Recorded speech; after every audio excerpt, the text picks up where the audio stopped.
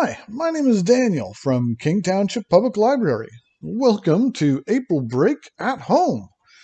Today we're going to take a look at a wonderful piece of video editing software called DaVinci Resolve.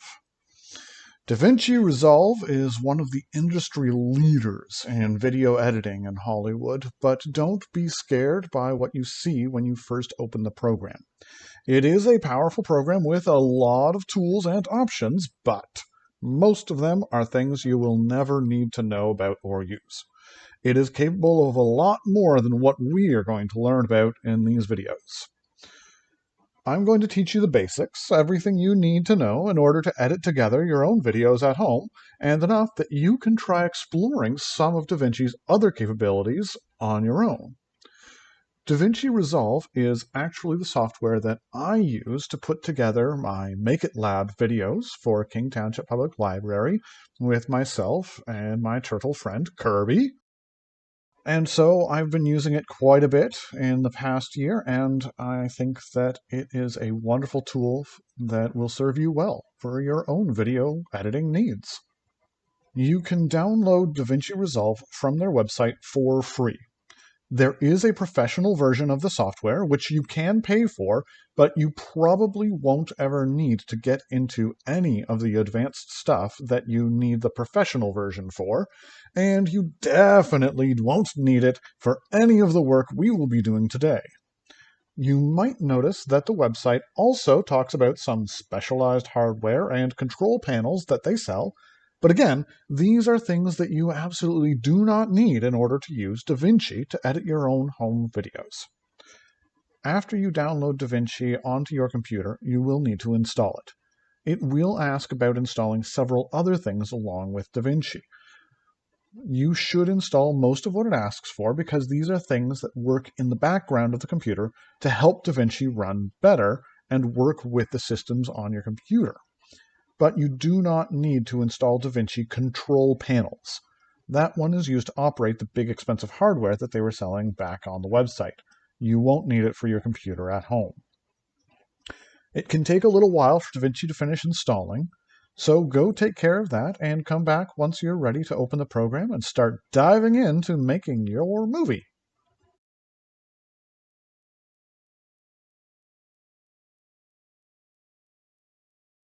Hi, and welcome back to DaVinci Resolve, an introduction. So, now that you have it installed on your computer, let's take a look around at the workplace that we have here. Down at the bottom, we have what's called the timeline. Over here, we have the media pool. Then we have the preview window and the inspector window. Now, most of the work that you're going to be doing will happen down here on the timeline, where you'll set video and audio tracks. Up here at the top, we have several menus that will give you options for things that we'll get into some of, but don't need all of it in order to get started on editing your own videos. One of the first things that you're going to want to do is select the video clips you're going to be putting together to make your movie. Here in the clips pool, you can look at all these different video files that you have on your computer. You can see over on the left the different folders that they're coming from, and you can choose which ones you're going to use for your video. You can preview one of them by slowly dragging your mouse over the clip like this.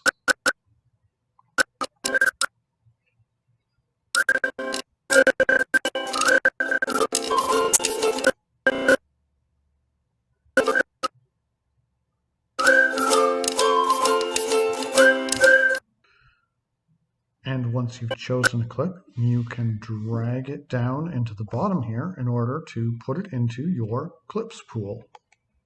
You can select multiple files at once and drag them down. You can hold down the control key and click on different clips in order to bring them down all at once. So let's just pick a few things here and bring them all down, shall we? Here we go. All right, now that we have some clips ready in our media bin, we can get started on basic editing. Most of our work is going to be happening down here in the timeline, so let's start by dragging some clips down here. We'll start with this one. When we bring it down, you'll see that it appears in both a video track and an audio track. That is because you can edit each part of it separately. Right now, we have our workspace set to zoom in on the entire length of the project. So every time I move this around, the farther it gets from the beginning of the project, the more it has to zoom out to show us the whole project. We can zoom in differently though with these two buttons. This one zooms in really tight on wherever the red marker is. So if we go back to the whole project, we move the red marker right there. We zoom in real close. It gets us real close to that point. So it's really easy to use the project zoom to find your way around what you're working on. And then when you need to get close to adjust something, you can zoom in real tight to make your adjustments, then zoom out again. This one lets you adjust your zoom. It's a custom zoom, and then you can use the plus and minus buttons to go a little bit closer or a little bit farther away. It really helps you get somewhere in between the whole project and the zoom reel. So we have our first clip here.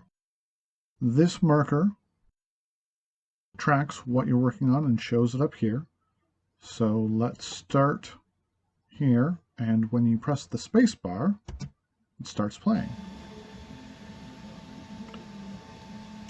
When you press space bar again, it stops playing. So right now, we want to leave this at the start while we start bringing down our clips. We've got one here already. Let's bring down another.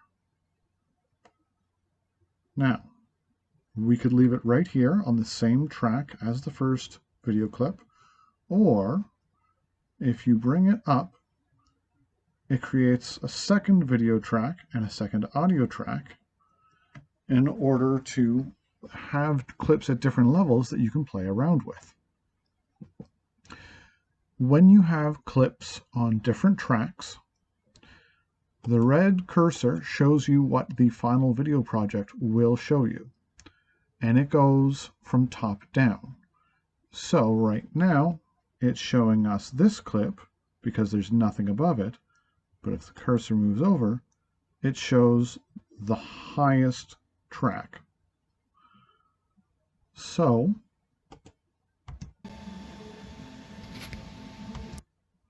that's what we've got to work with.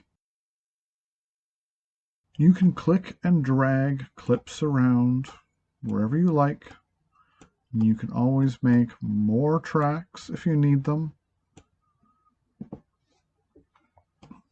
You can have blank space in between clips if you want. Most of the time when you're moving tracks around, they will quickly snap to where you need them to be because we have this button selected right now. It's lit up, and that is the magnet setting. So it can be very handy to make sure that we don't have blank spots in between clips. The next thing that you probably want to know about, though, is how to cut clips.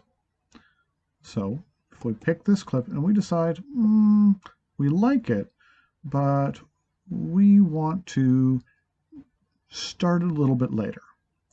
If you move the mouse over to the start of the clip, you can click and drag to shorten it from one end or from the other, or from the other.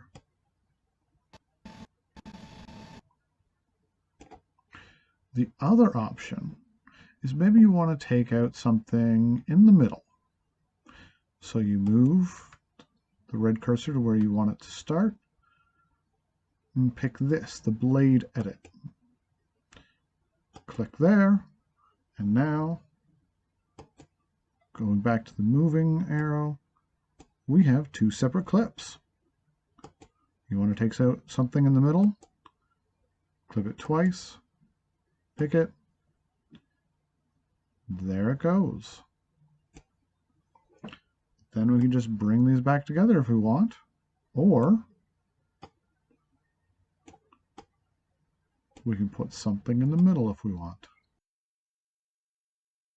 Now we've got this one littering our workspace. We don't want to keep it around. So you have two options. Either you can select it and press backspace or press delete. If you press backspace, it's just gone. Backspace is usually the simpler option. But if instead we were to have this somewhere in the middle of the project, here say, and we press delete instead of backspace, it slides everything after it back to replace that spot.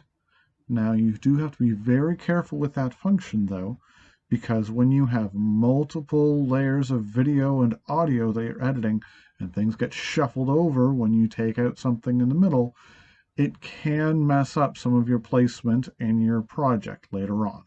So be careful with that. Usually I find it's better to use backspace and then adjust the clips as needed manually. Sometimes while you're working on these video clips, you might want to try adjusting where the video clips are looking inside of the video. You can use the inspector window to play around with a whole bunch of different settings. There's a lot of things in there. Most of the time, you don't need to touch them, especially if you like the shot the way it is. But they can be useful. For instance, the zoom, if you click and drag, can go in and out. Positioning can be helpful too. There's a lot of different choices, and the best thing I can recommend is to play around with them a bit on your own. It's the best way to get a handle on what each of them do. So that is the very basics of editing. Next, we're going to get into adjusting and playing around with the audio in your video. So, see you soon.